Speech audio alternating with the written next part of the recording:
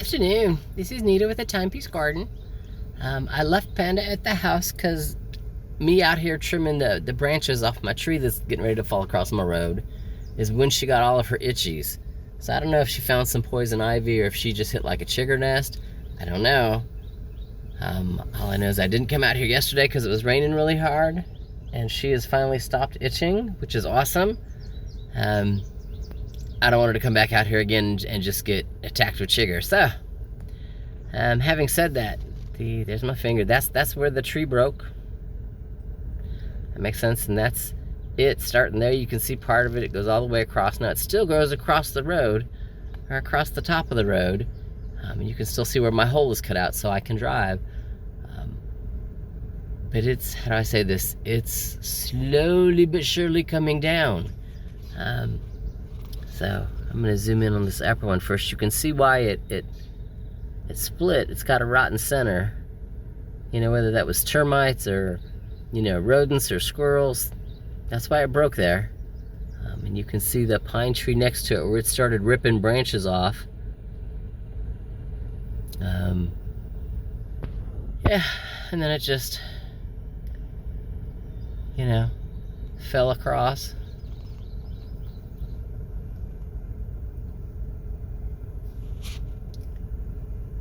Just everywhere. Now it is lower, and mostly because of the, where's my finger? There's my finger. The pine's right there. I could not reach those, not yesterday, but the day before yesterday when I cut out the Jeep path. 45 minutes ago when I left, you could hear them touching the top of the Jeep.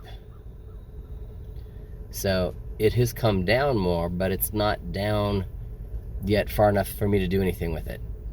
So I will continue to maintain the saw and loppers and all of those other tools just in the Jeep.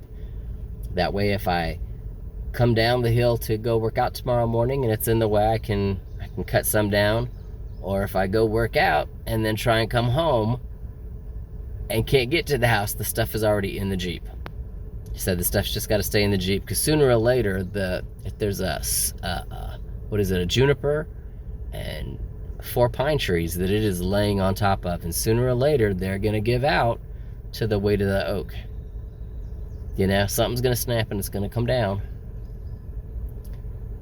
and I'll cut a path.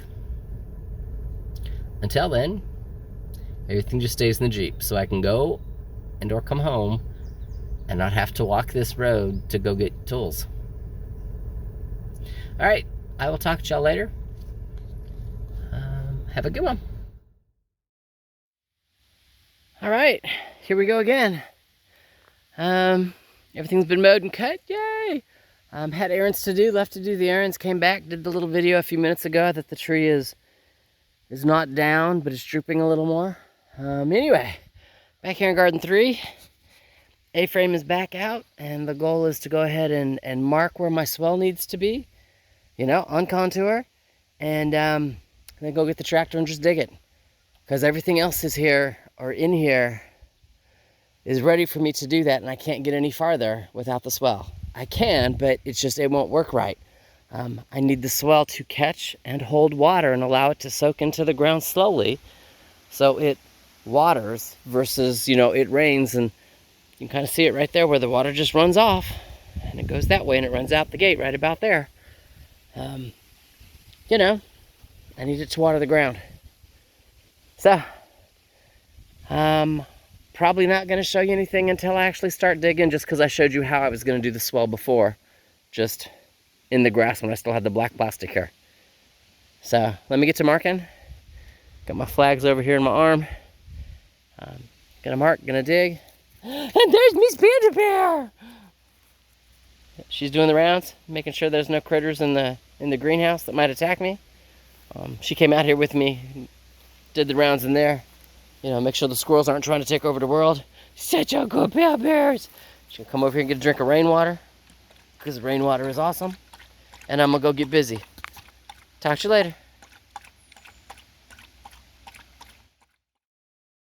All right, Panda's all kinds of excited. She's like, look, Mama was digging. Oh, we love digging. All right, you can still see some of the flags are here. So what I did was attempt to dig the trench, and I know it doesn't show up on camera, but dig the trench, and that's on the left side of the flag, and then dump the dirt to the right side of the flag. So while it's only like a foot deep, it's 2 feet worth of hillside here.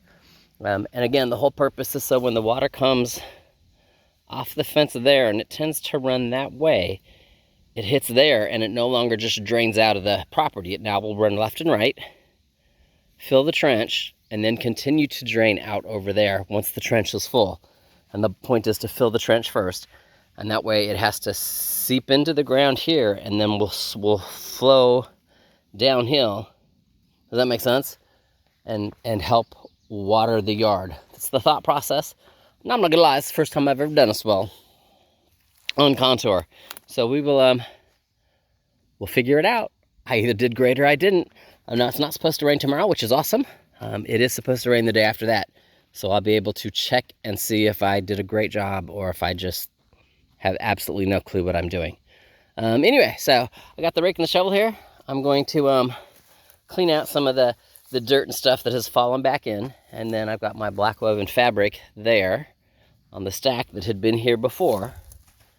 You know, and we'll lay that down so I don't create an erosion here. Does that make sense? On the right side. All right, let me get busy. I'll probably show you a quick video when I'm done with the fabric. Talk to you in a few. Panda's walking the trench. She's like, Mom, this is cool. We don't have this. This is cool. I'm trench deep.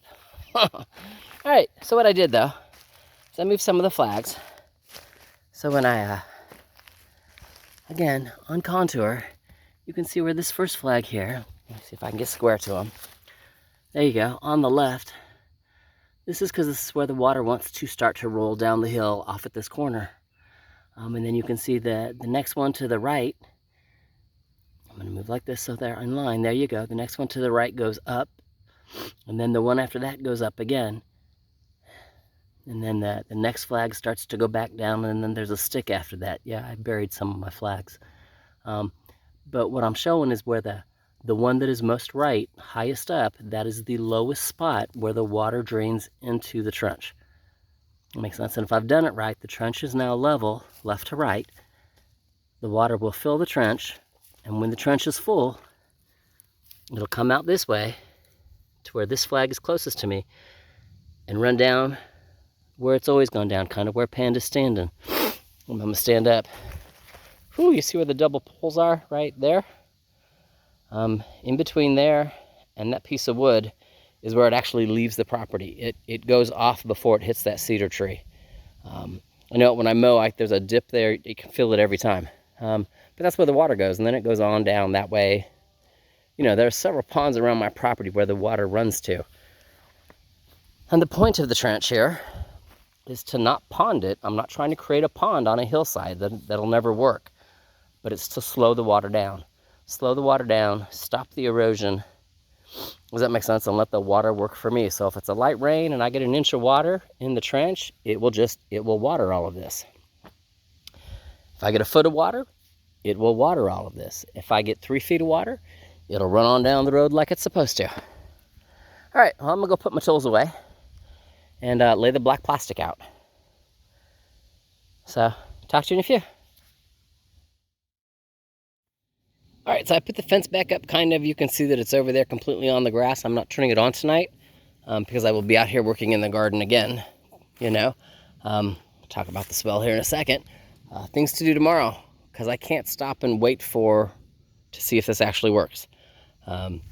Talked about it before. There should be a 3-foot aisleway, and then a 3-foot garden, 3-foot aisle, 3-foot garden, 3-foot aisleway, 3-foot garden. Maybe I don't know if I'm going to get 3 gardens. I might only get 2 more. We'll see. Just it becomes a we'll see. Having said that, that means I can't stop and wait. I need to go ahead and have what's left of the roll in the garden shed, that one, from the original fabric, and I need to go ahead and get this area woven fabric in. As an example, the walkway between the greenhouse and this garden bed. It's not going to change. I mean, since this is done, I need to go ahead and put my walkway here.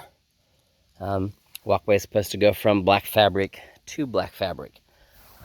From there, there's supposed to be a joining walkway that's in front of the door here, but it leaves a bed here. I have some nicotinas that I grew in garden 2 last year that need to move over here. That's what I'm saying. I can't stop. There's stuff that I can do in here to get this ready, so I can, you know, walkway bed, and be like, oh look, the swell is awesome. Should it leak, or should I need to build up soil somewhere? Should I not get it, or not have gotten it right where the water used to run down? I still have topsoil here, and I still have topsoil under that. I don't want to use that until I finish filling in the bricks, but the bricks right now are secondary. I want to get the other beds in here. I've got tomatoes and peppers and stuff that are in little trays, not in the ground yet, and they need to get in the ground. It's just how it is. I want them in here in the ground. Does that make sense? This is the annual garden until it becomes an orchard. It will become an orchard when I get all that clear, and that becomes the annual garden. Very similar to how that became the perennial garden. The first year here, that was annual. And as it's become more perennial, annuals have got to move over here. All right. Anyway, so I've laid the plastic down. I think I showed you from the other direction. So here's this direction again. You can see where when it comes up, it's because it's a down area. When it goes down, it's because it's a more level area. So it goes down, and then it comes up, and that's where the water comes off the hill, and then it goes down again. So the goal is, again, let the water fill in here. Overflow runs out, but if it's just a little 2-incher thing, let it sit here and soak in and water all of this. That's the plan. All right, so put the fence back kind of. The deer are used to being on, and it's shocking. So having a day or two where it's not on, the deer aren't going to come in here and get into the hoop tunnel because they're used to the fence shocking them as long as it looks like, you know, there's nothing wrong with it. So, yeah, I'll close the gate and go in the house, and it's about that time. I still got to cook dinner, take a shower. You know. All right. I will talk at you later.